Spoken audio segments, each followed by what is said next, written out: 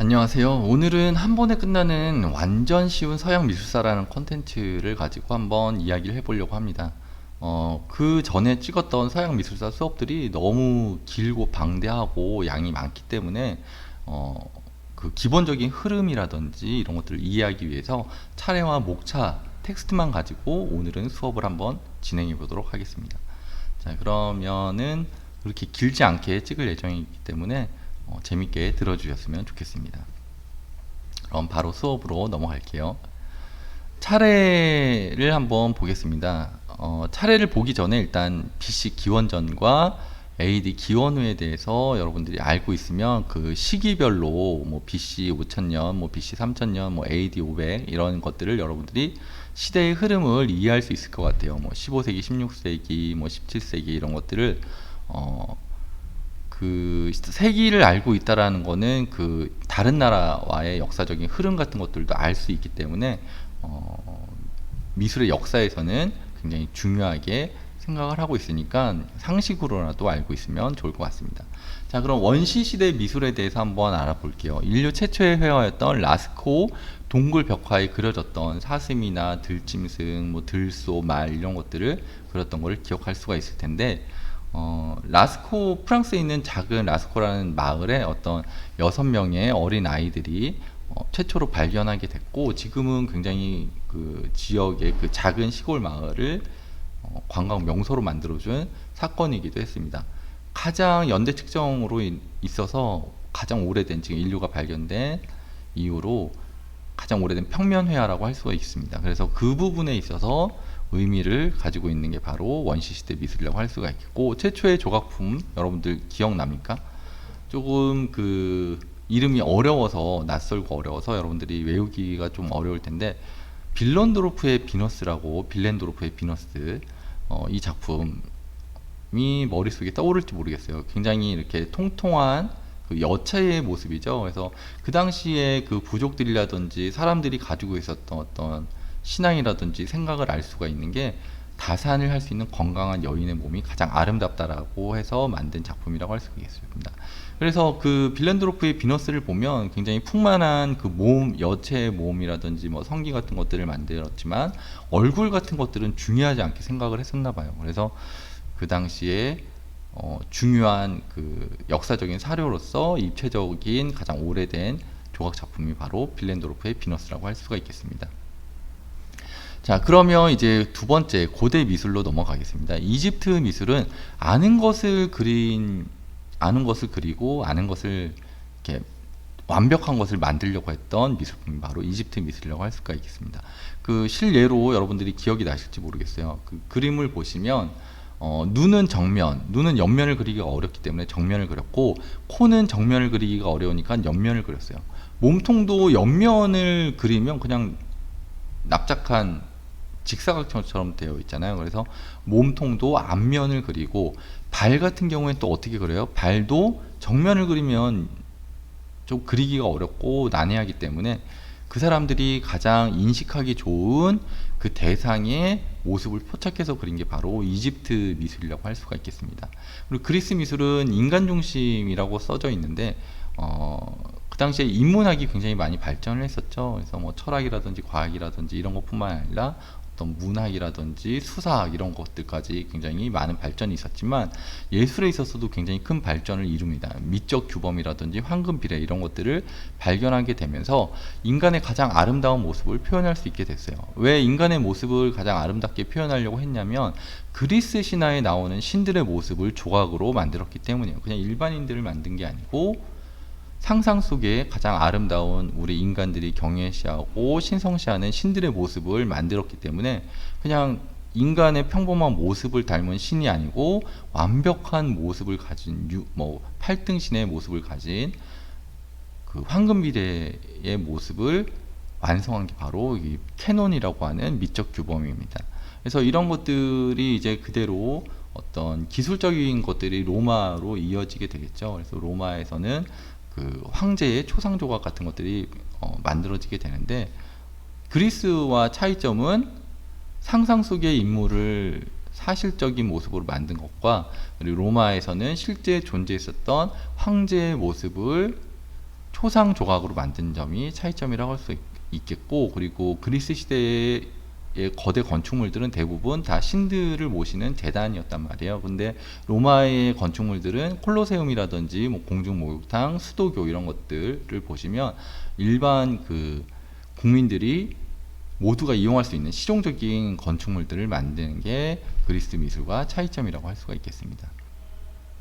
자, 그럼 이제 중세 미술로 한번 넘어가 볼게요. AD 500년부터 초기 기독교 미술부터 해서 뭐 비잔틴 미술 양식, 로마네스크 미술 양식, 그리고 마지막에 뭐가 있었죠? 고딕 양식이 있었죠. 그렇게 뭐 비잔틴, 로마네스크, 고딕 이렇게 성당 건축 양식에 있어서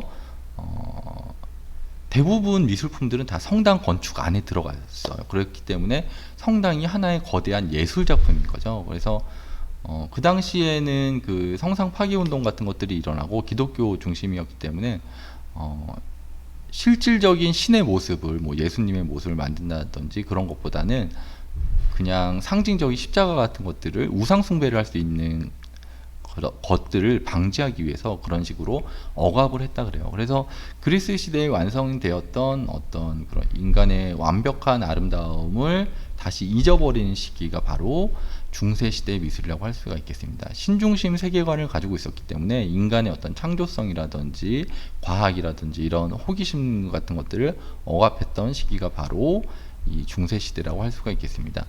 그 당시는 문맹률이 굉장히 높았기 때문에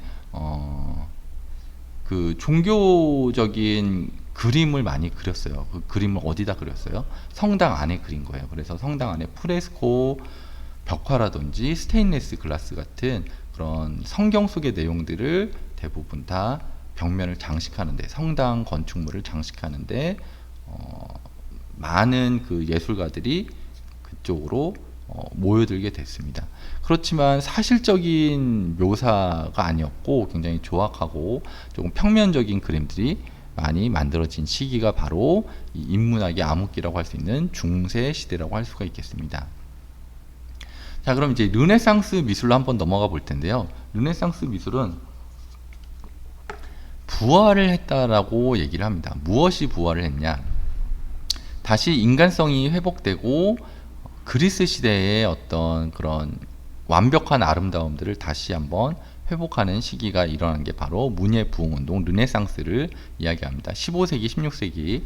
그래서 왜 이탈리아에서 시작이 되었냐면 그 당시에 어떤 고대 문물 발굴 사업 같은 것들이 일어나게 돼요. 이탈리아에서. 그래서 그 이탈리아에서 그런 고전에 관한 그리스라든지 이런 시대에 만들어졌던 엄청난 예술 작품들을 보고 많은 사람들이 영감을 얻었겠죠. 그래서 이탈리아에서 필연적으로 천재들이 출연을 하게 됩니다. 대표적인 사람 뭐 레오나르도 다빈치, 미켈란젤로, 라파엘로 같은 사람도 있었고, 그 원근법을 만들었던 지오토라든지 마사치오 같은 사람들이 등장을 하게 되면서 이제 명암법이 완성이 되고, 그리고 해부학 같은 걸 통해서 사실적인 인간의 모습을 디테일하게 표현할 수가 있었습니다. 그리고 투시 원근법은 공간감이 생기게 되고 그 공간 안에 인간이 실제로 이렇게 들어가 있는 것 같은 착각을, 일루전, 환영을 만들어낼 수 있었던 게 바로 이 르네상스 미술의 특징이라고 할 수가 있겠습니다. 그래서 입체감을 통해서 사실적인 묘사를 할 수 있었던 이유도 또 유화가 발명이 돼요. 이 당시에 북유럽의 바네이크라는 사람에 의해서 유화 물감이 발명이 됐고, 유화 물감은 마르는데 굉장히 오랜 시간이 걸리기 때문에 수정이 용이했단 말이에요. 그래서 더 사실적이고 아주 사진 같은 묘사를 할 수 있었던 비약적인 기술의 발전이 있었던 시기가 바로 르네상스 시기라고 할 수가 있겠습니다. 그래서 르네상스의 업적 같은 것들은 여러분들이 알아두면 좋겠고, 그 당시에 출연했던 이탈리아의 전성기 이탈리아 르네상스의 대표적인 화가들, 뭐 레오나르도 다빈치나 뭐 미켈란젤로, 라파엘로 같은 사람들을 알고 있으면 굉장히 좋을 것 같아요. 자, 그럼 이제 17세기로 넘어가 볼게요. 17세기 바로크 미술은 일그러진 진주라는 뜻을 가진 굉장히 좋지 않은 뜻을 가진 그 미술 양식인데요. 르네상스에서 완성했던 단정하고 우아했던 그런 아름다움을 굉장히 삐뚤어지고 극적으로 명암을 막 과장되게 넣고 그런 식으로 표현하다 보니까 그 이후에 미술 사학자들이 조롱의 의미로 만든 것들이 바로 이 바로크라는 이름입니다.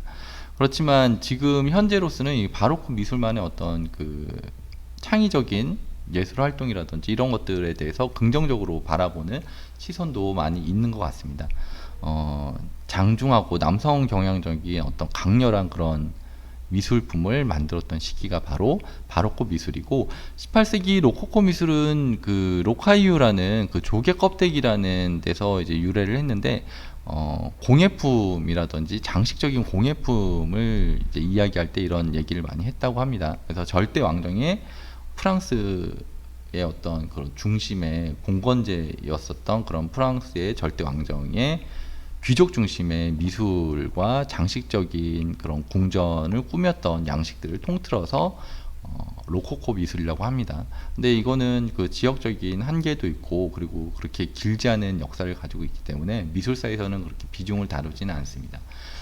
이 필연적으로 이 다음 시대에 신고전주의가 등장하는데 굉장히 큰 역할을 한 게 바로 이 로코코 미술입니다. 18세기 로코코 미술, 굉장히 향락적이고 사치스럽고 문란했던 어떤 귀족들의 어떤 생활상들을 그림으로 많이 남겼었고, 도덕적인 그런 가치가 굉장히 무너졌던 시기였기 때문에 필연적으로 19세기에 프랑스 시민혁명이 나타나게 되고, 그리고 이런 예술 유파들이 많이 등장을 하게 됩니다. 프랑스 시민혁명이 가지고 있는 그 굉장히 큰 의미가 있어요. 그러니까 봉건제라든지 노예제도 같은 것들이 이제 그 계급제가 사라지면서 일반 시민들도 어떤 자유 의지를 갖게 되고, 평등하다는 그런 어떤 사상이 대두가 되면서 사람들이 좀 더 자유로운 사상과 이런 것들을 얘기할 수 있었고, 폭발적으로 양식이나 장르 같은 것들이 등장하게 된 시기가 바로 이 프랑스 시민혁명이 나타났던 19세기 근대였습니다.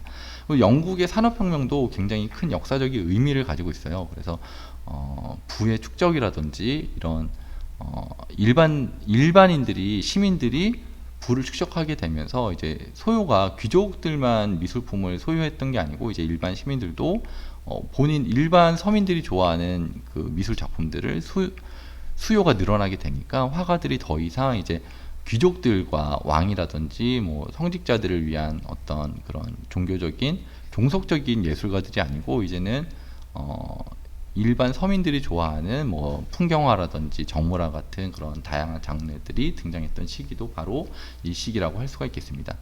그리고 또 하나 굉장히 큰 사건이에요. 미술사에서 사진기가 발명됐다라는 거는 이제 더 이상 화가들이 사진기의 역할을 하지 않는다라는 의미입니다. 그래서 재현을 하지 않고 이제 내가 자유의지로 그림을 그릴 수 있었던 순수 예술이 등장하게 된 게 바로 이 19세기라고 할 수가 있습니다. 그래서 사진기는 등장하게 되면서 사진기보다 더 정밀하게, 더 똑같이 빠른 시간 안에 그림을 그릴 수 있는 화가가 없었기 때문에 인간만이, 기계가 할 수 없는, 인간만이 가지고 있는 어떤 진정한 회화로서의 길을 열어준 사건이라고 할 수 있겠습니다.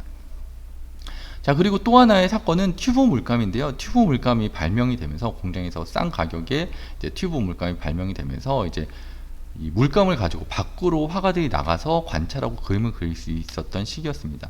그래서 그 이전에는 그 공방에서, 어두컴컴한 공방에서 그 제자들이 안료를 개주면 그거를 이제 밖에서 보고 온 것들을 기억해내서 그림을 그렸었는데, 그러다 보니까 사실성과는 좀 멀어졌겠죠. 그러니까 고유색이 등장을 하게 된 거예요. 나무색, 뭐 나뭇잎색, 녹색, 뭐 이런 식으로, 사과색 하면 빨간색, 이런 고유관념을 가지고 있었던 색채에 있어서 이제 튜브 물감이 발명되고, 실제 야외 사생, 밖에 나가서 그림을 그리다 보니까 순간순간 빛에 의해서 대기가 색깔이 변한다라는 걸 알 수가 있었어요. 그러니까 노을이 졌을 때는 나뭇잎도 색깔이 녹색이 아니고 붉은색을 띈다라는 거를 처음으로 알게 된 거예요. 그래서 그 지금 내가 순간적으로 받은 그 인상을 그린 사람들이 바로 인상주의라고 배웠었죠. 그래서 인상주의는 그 지금 시시각각 변하는 순간의 모습을 포착해서 그린 화가들이 바로 인상주의라고 할 수가 있겠습니다.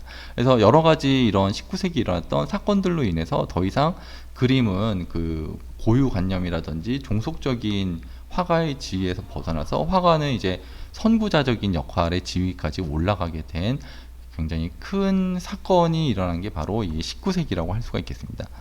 자, 20세기 이제 마지막 20세기인데요. 20세기 현대 미술은 안 좋은 사건으로부터 이제 시작이 됩니다. 1, 2차 세계대전이 일어나고 그리고 또 19세기에 있었던 선구자였던 후기 인상주의 화가였던 세잔, 고갱, 고흐 같은 사람들이 이제 그 야수파라든지 표현파, 입체주의에 영향을 주게 됩니다. 그래서 이제 현대 미술이 시작이 되는데요. 그리고 또 재현에서 벗어나면서 이제는 칸디스키나 몬드리안 같은 화가로 인해서 추상회화 같은 것도 일어나고 또 그 당시 무의식이라든지 꿈과 무의식에 관한 그런 연구들이 일어나면서 뭐 초현실주의 같은 화가들이 등장을 하고 뭐 다다이즘 같은 것들도 등장을 하게 됩니다.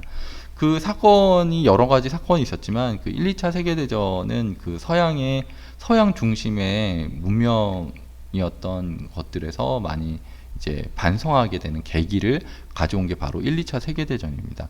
아이러니하게도 서양인들은 자기네들이 이룩했던 그 업적이라든지 문명들에 대한 반성으로 반문명적인 미술품을 만들기 시작한 게 바로 다다이즘이고 뭐 초현실주의고 추상주의라고 할 수가 있겠습니다.